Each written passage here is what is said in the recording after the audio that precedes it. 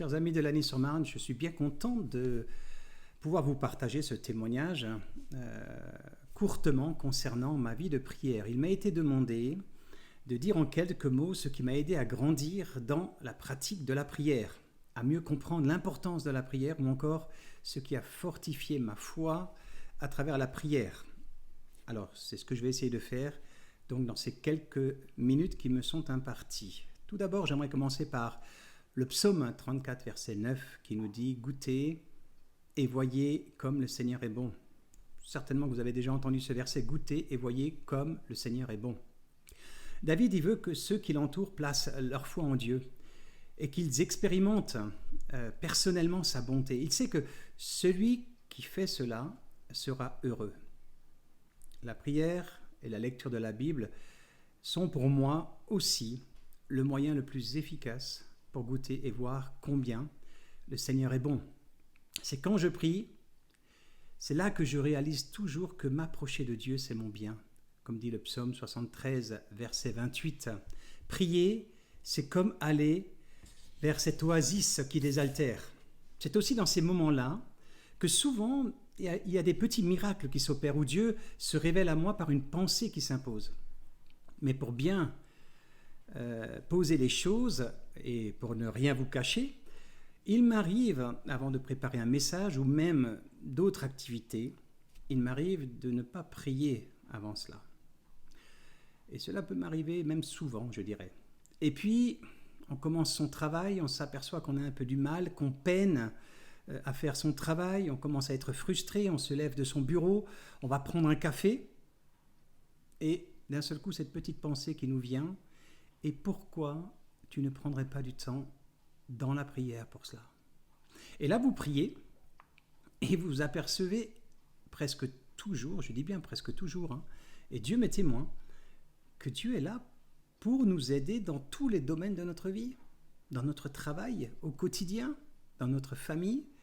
Il suffit de s'arrêter et de prier pour en faire l'expérience.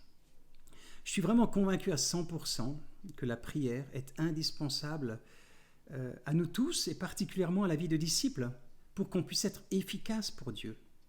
Et quand je parle d'efficacité, je ne parle pas de productivité dans le travail qu'on fait, mais plus dans la relation à Dieu qui nous aide dans son travail. Ce constat que ma vie de prière a un impact sur tout ce que je fais, mais m'encourage dans ce sens à grandir dans ma vie de prière et à prier de plus en plus. Mais il y a aussi des personnes qui m'ont encouragé dans la prière. Par exemple, ma femme Rebecca, ça fait maintenant 28 ans qu'on est mariés, et je sais que pour elle, la prière est quelque chose qui est vraiment sa nourriture. Et je dirais que c'est par ce temps de prière qu'elle a devant le Seigneur que Rebecca va grandir dans sa foi, qu'elle va voir les choses, je dirais, avec vraiment les lunettes de Dieu. Et parfois, elle a vécu des choses très profondes. Et en 28 ans de mariage, c'est peut-être arrivé 3 ou 4 fois où on cherchait la direction pour notre ministère et où parfois elle était d'accord ou pas d'accord par rapport au projet que je pouvais évoquer. Et elle prenait du temps dans la prière et puis elle venait me voir quelques temps plus tard en me disant « Thierry, voilà ce que le Seigneur m'a dit ». Et ça s'est avéré, ces 3 ou 4 fois, et même d'autres fois d'ailleurs, ça s'est avéré toujours juste et ça s'est confirmé par la suite. J'ai aussi vu ma fille Anaëlle, alors je prends ceux de ma famille parce que c'est ceux que je connais le mieux, mais ma fille Anaëlle qui par exemple, à l'âge de 8 ans, dira à sa grande sœur qui va passer son brevet de maîtrise et qui voit que sa grande sœur est en panique, elle va lui dire « Écoute, je vais prier pour toi et je vais demander au Seigneur de t'aider ». Et miracle, vraiment la grande sœur s'est sentie bien mieux après cette prière. Et puis aussi, bien sûr, elle a réussi son brevet de maîtrise. Merci Seigneur. Et il y a tant d'autres personnes qui effectivement m'ont influencé dans ma vie de prière. Par exemple, j'ai lu pas mal de biographies où je voyais que tous ces hommes de Dieu qui ont vraiment vu Dieu à l'œuvre dans leur ministère, dans leur vie, là où ils étaient des personnes qui avaient une vie de prière. J'ai aussi lu pas mal de livres sur les réveils. Et puis avant chaque réveil, je pouvais lire qu'effectivement ces hommes et ces femmes était très souvent dans la prière. Parfois, c'était même des paysans, c'était dans les montagnes suisses, où à un moment donné, un étudiant en théologie pour devenir pasteur, et d'ailleurs qui est devenu pasteur par la suite, nous avait raconté qu'il était monté dans une ferme et qu'on lui avait dit, mais c'est là la réunion de prière ce soir. Et il a vu là des paysans qui étaient avec leurs bottes pleines de fumier, mais qui étaient à genoux par terre et qui priaient. Et dans cette région de Suisse, il y avait eu à cette époque-là un beau réveil. Il y aurait donc beaucoup d'autres témoignages que je pourrais vous partager concernant la vie de prière. Mais la prière m'aide aussi à me placer devant le Seigneur, à me mettre à nu devant le Seigneur. Et très souvent, le Saint-Esprit, dans ces temps de prière, va me montrer un péché dans ma vie, mais aussi va me montrer le chemin du pardon, le chemin de la purification. La prière va donc m'aider à me sanctifier, et cela aussi m'encourage à prier davantage. Alors, je vous l'avais partagé quand j'étais venu à Lagny-sur-Marne, je me suis donné depuis janvier 2020 de prier avant chaque action de ma vie. Alors, c'est pas gagné, mais cela, franchement, est un bénéfice incroyable pour ma vie. La prière va canaliser mes émotions. Elle me permet aussi de me recentrer sur les choses de Dieu avant de commencer l'action suivante. C'est vraiment une belle expérience. Je ne peux que vous encourager à expérimenter cela avant de faire quoi que ce soit, même avant de préparer la nourriture, par exemple, pour sa famille. Priez Dieu. Avant d'aller faire les courses, priez Dieu. Cela peut être de très courtes prières, mais vous allez voir, ça vous met dans un esprit de prière et ça vous permet d'être aussi, je dirais peut-être alerte face à toutes les ruses de l'ennemi, mais aussi peut-être face à un témoignage que le Seigneur aimerait bien que vous puissiez partager avec quelqu'un que vous allez croiser pendant vos courses ou autres. La prière, je disais donc, canalise aussi mes émotions.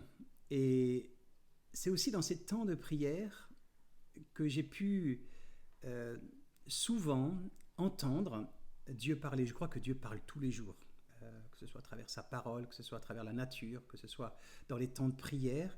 Mais vous savez, c'est ces temps de prière où vous ressortez et vous dites, il y a là quelque chose qui s'est passé. Et vous sentez que vous avez été encouragé ou exhorté, édifié. Bref, vous sentez que Dieu vous a parlé à travers ce temps de prière. J'aime beaucoup cette phrase de Søren Kierkegaard. Dans le vrai rapport de la prière, ce n'est pas Dieu qui entend ce qu'on lui demande, mais c'est celui qui prie, qui continue de prier jusqu'à être lui-même celui qui entend ce que Dieu veut. Chaque fois que je suis sorti d'un temps de prière, où j'ai laissé le temps à Dieu de me parler, cela a toujours été comme un feu d'artifice. Ça ne veut pas dire que Dieu était en train de me dire ce que je voulais entendre, mais je sentais que je faisais ce qu'il attendait de moi. Et je crois que ça, c'est la chose la plus plaisante. Et à ce moment-là, vous gagnez encore une fois un temps fou parce que vous savez exactement ce qu'il faut faire. Après 20 ans de ministère, s'il y a une chose que j'ai négligée, par activisme spirituel, et ô combien je le regrette, c'est bien de ne pas avoir pris plus de temps dans la prière. Un jour, j'ai lu que le chrétien faisait beaucoup de bonnes choses utiles et louables, mais passait à cause de cela, de toutes ces bonnes choses utiles et louables, peu de temps à travailler aux dons que Dieu lui avait assignés.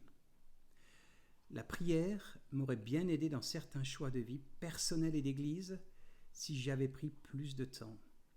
La prière m'aurait aidé à dire non, même pour de bonnes choses parfois, afin de me concentrer sur les dons que Dieu m'a donnés et pour lesquels il m'a appelé premièrement. La prière dans la vie de Jésus aussi avait une grande place, et bien sûr c'est celui qui m'a le plus influencé. Il va faire des miracles, il va chasser des démons, et puis d'un seul coup, il s'écarte le soir et il va prier. Tout le monde va le chercher, on ne sait pas où il est, mais il est en prière. Et quand on le retrouve, on lui dit, mais Jésus, il y a plein de monde qui t'attend. Il y a des gens qui sont encore malades, il y en a d'autres qui sont encore possédés. Et Jésus dit, mais voilà la volonté de mon Père. Et il ne va pas retourner dans ce village où on lui demandait de revenir, parce que la volonté du Père, c'était d'aller de village en village et de ne pas rester à ce même endroit. La prière dans la vie de Jésus a été vraiment pour moi d'une grande influence. Jésus, par sa vie de prière, a su garder le cap que Dieu, le Père, lui avait donné. Pour finir, je dirais que le moment de confinement a été un moment vraiment privilégié, un de plus d'ailleurs, pour passer du temps dans la prière et pouvoir réaxer ma vie sur les choses éternelles que Dieu avait préparées d'avance.